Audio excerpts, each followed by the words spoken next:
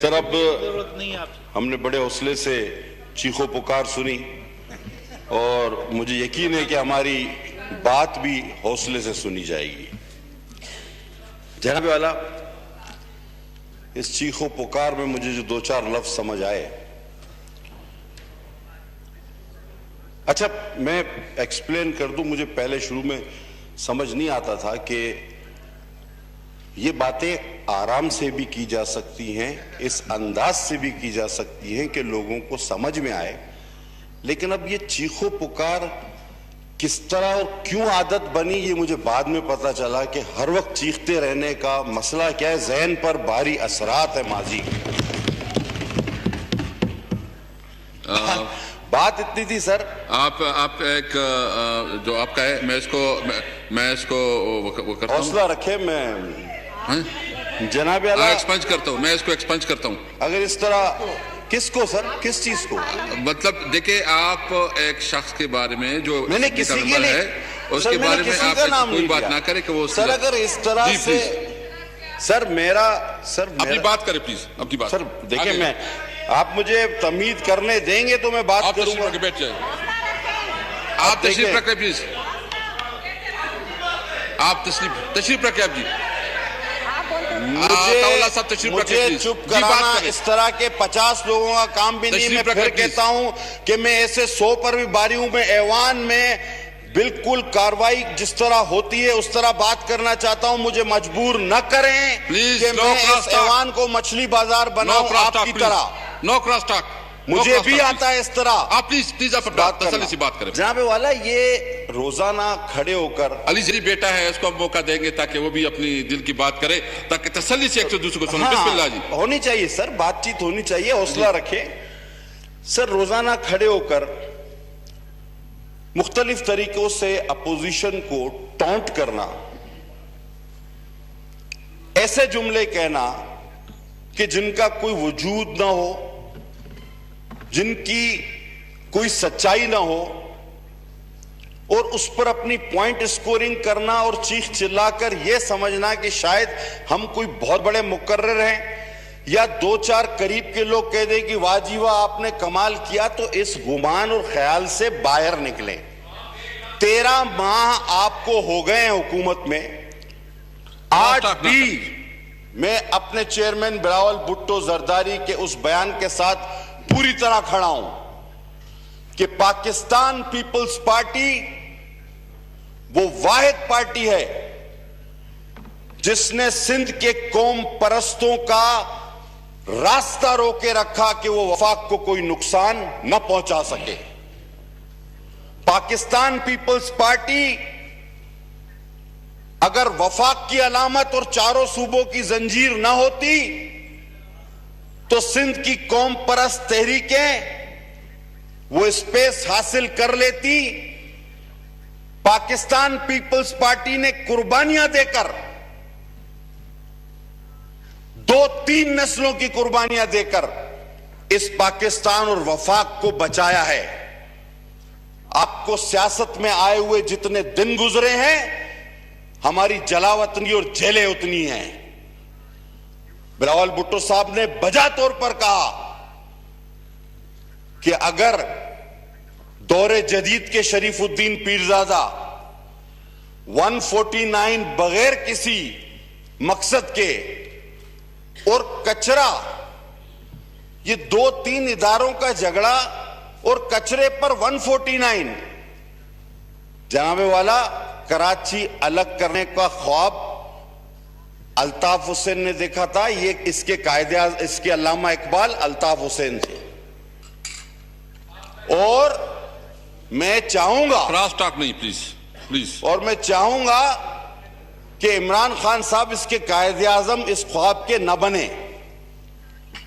क्यों आप भूल जाते हैं, आप क्यों भूल जाते हैं कि लंदन की एपीसी तारीख है, उस पे हर बात पर इत्तफाक हुआ, लेकिन खान साहब और मोहतरमा के दरमियान एक बात पर इत्तफाक नहीं हुआ था। मोहतरमा ने कहा था, बल्कि खान साहब का कहना यह था कि एमक्यूएम से किसी तौर पर कोई सियासी पार्टी इस एपीसी की ना ताल्लुक रखे, ना बात करे, ना इत्तेहाद करे, ना हुकूमत में आए तो उसे अपने साथ रखे, इनको सियासी पार्टी नहीं समझना चाहिए। ये खान साहब का बयानिया था, तारीख उठाकर देख ले। मोहतरमा का कहना था कि हम एमक्यूएम के अस्करी विंग के साथ नहीं, सियासी विंग के साथ जरूर बात करेंगे। आज उस बयानिए पर शहीद बीबी के बताएं कौन खड़ा है, आज आप उनके साथ हैं अपने बयानिए के खिलाफ, और हमारी शहीद मोहतरमा के बयानिए पर आप अमल कर रहे हैं। बयानिया आपका था या नहीं? अगर हो तो तारीख मुझे गलत कर दें आप। जनाबे वाला, बयानात और भी आए हैं। बिलावल भुट्टो साहब ने कहा कि अगर आप 149, पहले तो आपने कहा था जी हम सिंध गवर्नमेंट पलट देंगे, हमारे एक वजीर का बयान था, और वो सिंध गए भी थे इनकलाब लाने, अक्सरियत को अकलियत में तब्दील करने। ख्वाब शर्मिंदा ताबीर ना हो सका। 149 सर आपके सामने रखा है। पहली क्लास ये कि सूबा वफाक में मुदाखलत नहीं करेगा, हमने नहीं की। दूसरी क्लास कहती है कि जनाब कौमी और फौजी तंसीबात उस पर वफाक डायरेक्शन दे सकता है। मुझे बरजुबानी याद है 149, हमने कोई सा काम नहीं किया। तीसरी शक कहती है कि लॉ एंड ऑर्डर और मालियात उस पर वफाक डायरेक्शन दे सकता है। अल्लाह का शुक्र है, रेवेन्यू सबसे ज्यादा तीनों सूबों के मुकाबले में सिंध ने कलेक्ट किया, और अमन और अमान की सूरत हाल भी बेहतर है। तो 149 का कोई बनता नहीं था। ये तो बेकार में आप सबको, आप क्यों भूल जाते हो वो दिन? जनाब, पहले 30 साल आर्टिकल AK-47 से कराची चलाया जाता था। Article AK-47 कलाशनकोफ। और उसके बाद अब जब कानून नाफिज करने वाले इदारों को सलाम पेश करता हूं कि उन्होंने जब कराची को आजाद कराया तो वो AK-47 वालों के नुमाइंदे, जो बराए नाम वहां के नुमाइंदे हैं, दौरे जदीद के मौजूदा शरीफुद्दीन पीरजादा, वो आर्टिकल 149 लेकर आ गए। और मैं हैरान हूं कि दोस्त उसकी वकालत कर रहे हैं। आप लोगों को याद नहीं कि एक एक दिन में एक 100 लोग मारे जाते थे? कराची में किसी सड़क से आप गुजर नहीं सकते थे। आज आप फिर उस बात को अमली जामा और इन लोगों को अमली पजामा पहनाने जा रहे हैं। ये कहां की अक्लमंदी है? जनाब आला, नहीं सर, मेरी बात अभी मुख्तसर आप सुनेंगे सर प्लीज। बयान इमरान खान न्याजी साहब का भी आया। खुदा की कसम, क्या लीडर मिले जनाब। जब वो तारीख पे बात करें तो दुनिया के सारे तारीखदान सर दूमते रह जाते हैं। कहते हैं हजरत मूसा का तारीख में जिक्र ही नहीं, वो कुरान में भी 30 बार से ज्यादा है।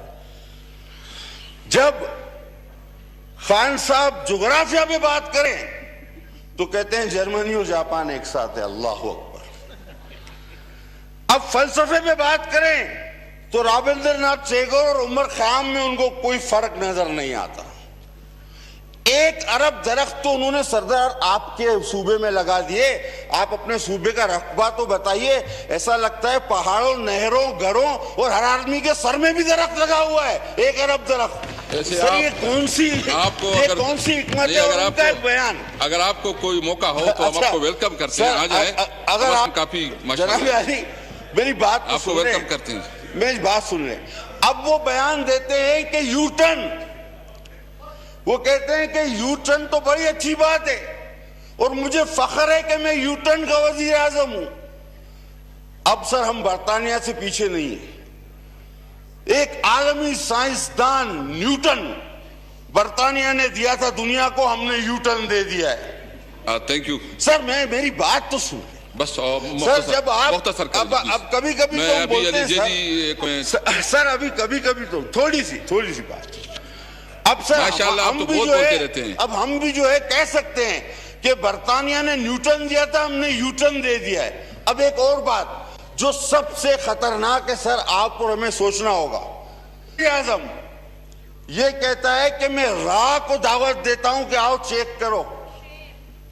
रा को वो कहते हैं हमने जब मोदी से मुलाकात की तो मैंने कहा कि रा को भेजो, आए चेक करें, हमने दहशतगर्दों की मदद करना छोड़ दी। सर हम रा को भी अब इजाजत देते हैं, हमारी सिक्योरिटी कहां गई? थैंक यू जनाब सर वाइंड अप प्लीज, अभी सर अभी तो इब्तिदा इश्क है, रोता है। वाइंड अप प्लीज, आगे आगे देखिए वाइंड अप प्लीज।